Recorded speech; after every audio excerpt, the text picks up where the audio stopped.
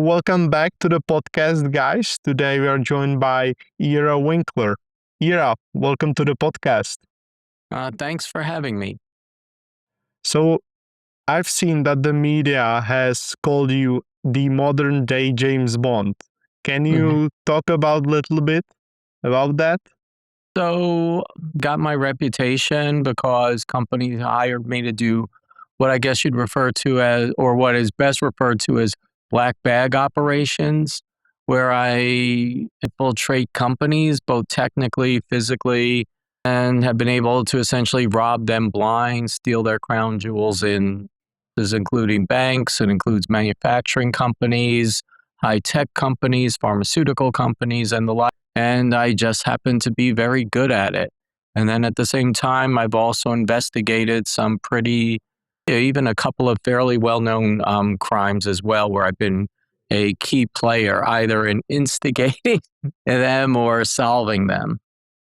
You are also an author of 8 books, including You Can Stop Stupid.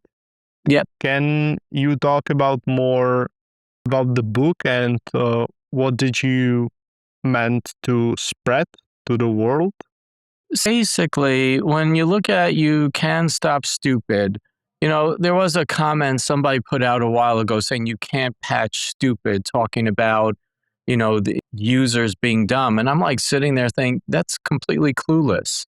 The job of a security professional is to essentially patch stupid because you don't stop it from existing, but you stop stupid, for lack of a better term, from basically causing harm.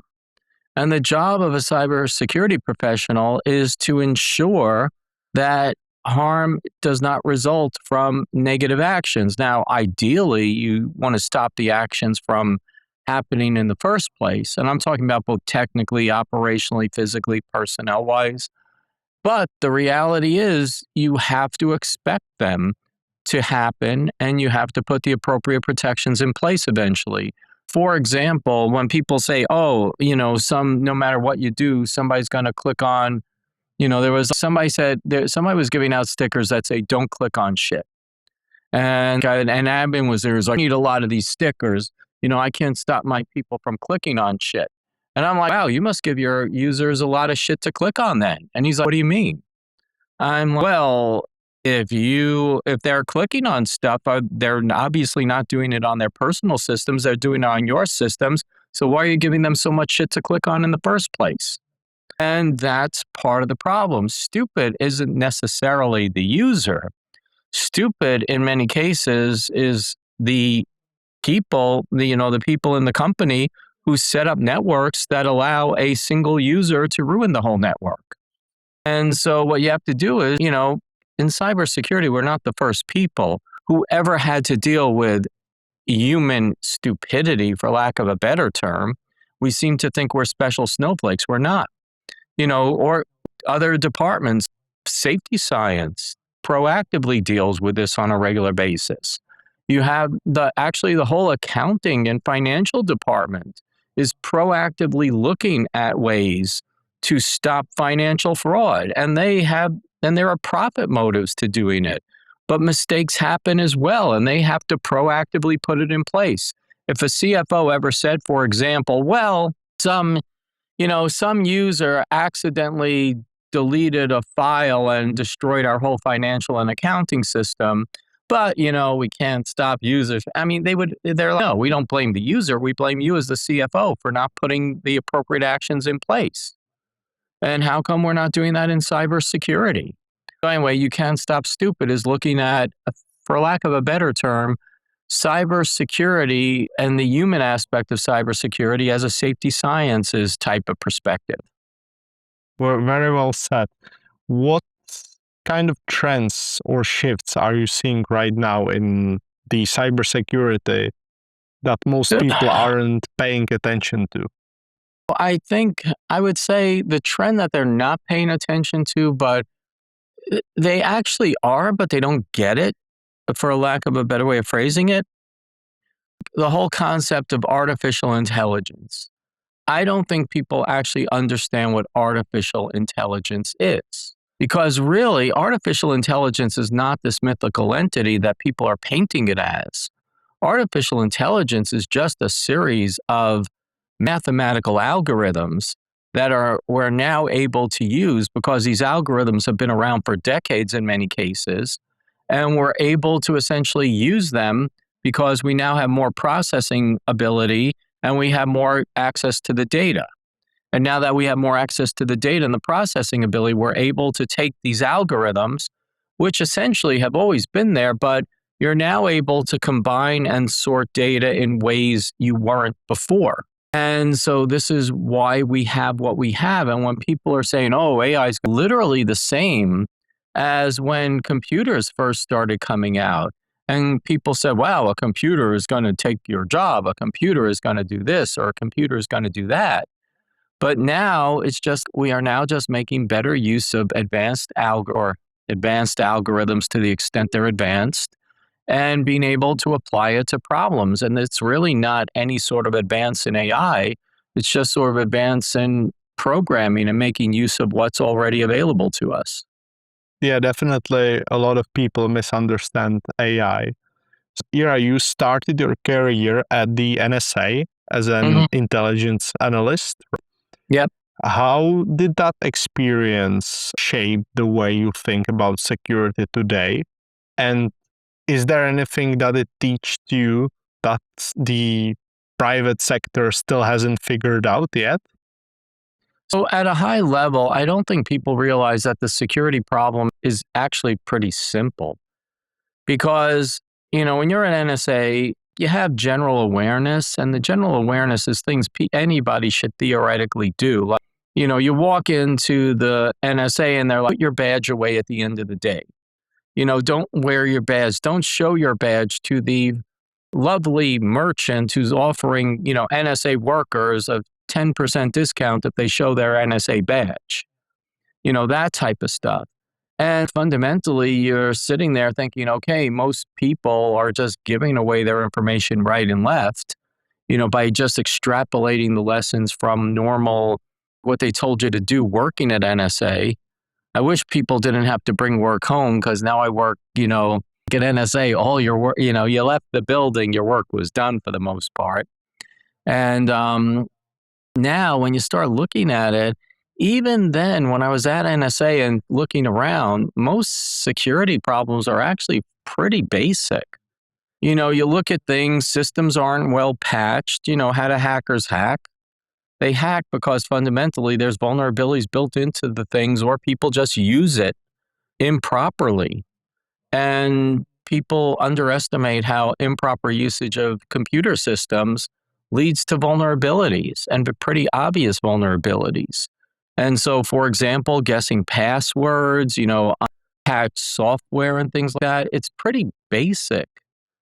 I'd love to say, what NSA does. In many ways, it's not advanced based on, some of the people that they are targeting, because the people they're targeting aren't as savvy as they were. I mean, obviously, Iran had to grow to be savvy, but there was just, for example, an article. I can't remember the article, but like Russia had. I'll give you this example. So there was a GRU hit squad and GRU special operations units. The Russian military intelligence group, the Spetsnaz, but there's a lot of overlap to their missions.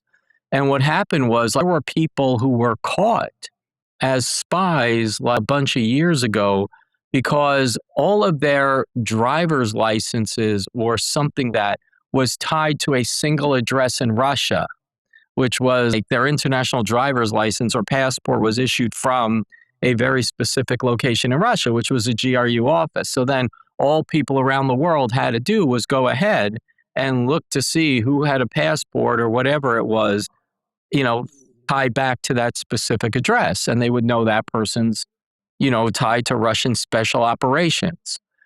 Now, just recently, there was just another case where there was something awfully stupid where like the replacement for the Russian hit squad was now identified because of somebody doing something really dumb. There was God, I had that article on my browser link. Sorry, I don't mean to like put you off, but I just want to look at it because Yeah, law how Russia's new elite hit squad was compromised by an idiotic lapse in tradecraft, that the insider put out. So it's Center 795, full scale war in Ukraine. And basically, it's an article on how an idiotic lapse in tradecraft allowed the replacement for that activity to be now detected. You're getting there, and people are thinking everything's really advanced. The thing is, never underestimate the stupidity of a criminal, never overestimate the capabilities of a hacker as well. Mhm. What do you love the most about your job, Ira? I I love the whole concept of protecting people. And fundamentally, right now, a large part of my job involves, how would I phrase this? Basically outreach and talking to people. Cause, right now I have a field CISO, type of role where, I do CISO level work, but I still go out and speak, I talk, I write. I don't know if you've heard, but I also run a conference called CruiseCon where we hold cybersecurity conferences on a cruise ship and such. And that's a lot of fun and everything. So I love doing that. Just getting back into the window where you are, I was finding the other link to that article.